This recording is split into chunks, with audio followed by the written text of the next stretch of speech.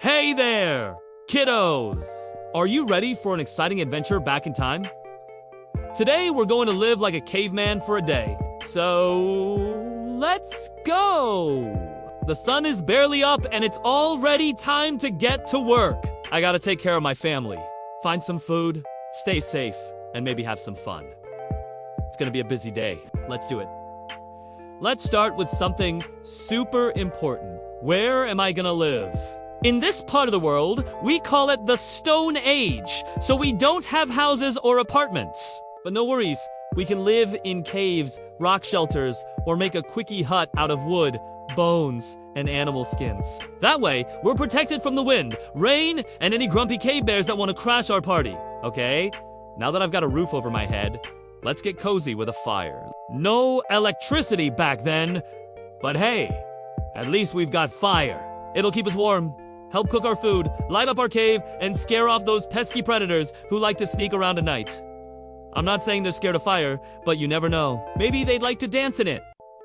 Not the smart ones, though. I learned that one in preschool. Next up, tools. They're handy to have around, especially when you don't have a smartphone. We cavemen use tools made from stone, wood, and bones to hunt, cut, scrape, and build. It's kind of like having your own personal handyman, but a little bit sharper. Now it's breakfast time, and today we're having a special treat. Fried saber-toothed cat. Actually, we're hunter-gatherers, which means we spend our days looking for food. Some of us go hunting animals with spears or clubs, while others fish or gather fruits, nuts, roots, and berries. It's a lot of work, but hey, at least it's not boring. After a long morning of hunting, it's finally time to catch my breath and maybe take a little break. You know what they say? Work hard, hunt hard. Speaking of hunting, I remember when I was just a wee caveman and my dad taught me how to throw a spear. It was so much fun to learn how to track and catch animals. I felt like a real-life caveman warrior. And let me tell you, the feeling of catching your own dinner is absolutely priceless. Plus, working together as a team to take down a big animal was a great way to bond with my dad and the rest of the tribe. Good times. But hunting wasn't all smooth sailing. Remember that time I went after that pesky saber-toothed tiger? Well, let's just say he was faster than me. The chase led us all over the jungle, and I could feel my legs burning as we ran through thickets and overlogs. I thought I had him cornered, but that sly cat managed to slip through my fingers. It was quite the adventure. Luckily, I didn't give up. With a few well-placed traps and some patience, I finally managed to catch my dinner. I felt like a true caveman hero when I brought that saber-toothed tiger back to the tribe, all thanks to my trusty spear and a whole lot of determination. Now that I've got some grub, it's time to get back to work because survival of the fittest is no easy task. In fact, it's pretty challenging. For starters, we're always on the lookout for dangerous predators like lions, bears, wolves, and other wild animals that are just looking for a tasty meal. And trust me, we don't make the best appetizers. Just ask this guy. Oh, and I almost forgot. There are also grumpy cave bears who just love to cause trouble. They might want to steal our food or destroy our stuff, just because they feel like it. It's their caveman equivalent of a bad mood.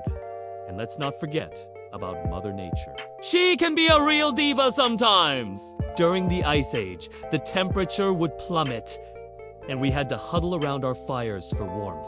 And if you've ever tried to sleep while shivering, you know it's not exactly comfortable. Then there are the storms. Thunder, lightning, and heavy rain were our worst nightmare. Our caveman huts were not built to withstand strong winds or flooding, so we had to pack up and move to higher ground more often than we'd like. And don't even get me started on the changing seasons. One day it is sunny and warm, and the next day it is cold enough to freeze your nose. You had to be prepared for anything. Speaking of noses, have you ever wondered why cavemen had such big ones? Well, it turns out that our big honkers were actually quite helpful in keeping us alive. See, back in the day, the air wasn't exactly clean. There were all sorts of nasty pollutants, and cavemen had to breathe it in anyway. But our huge noses were like little air filters that trapped dust and other bad stuff before it could reach our lungs. Plus, our big snouts helped us smell danger, like a predator lurking nearby or food that was starting to spoil. We could sniff it out from a mile away. Oh, and don't forget about the caveman fashion statement. Back in the day, men liked to show off their manliness by growing big, bushy beards. They were a symbol of power and maturity. However, these beards weren't just for show. They also served a practical purpose. See, back then, sunscreen was a luxury item, so men would use their beards as a shield against the sun's harmful rays.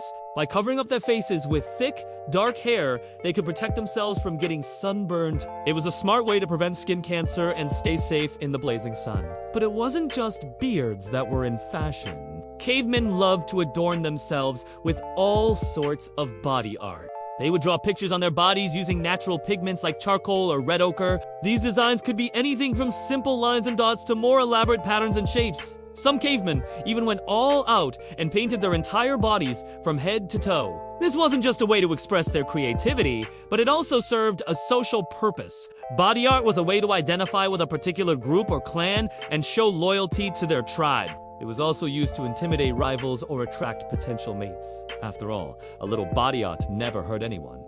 Unless, of course, you were allergic to the paint. Caveman life was tough and short.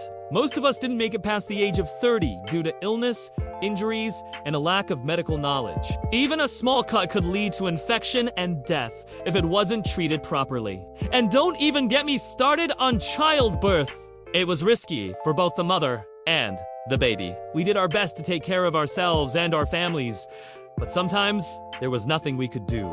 In the end, all we could do was hope for the best and try to make the most of our time on this earth. Finally, it's time to hang up my tool belt for the day.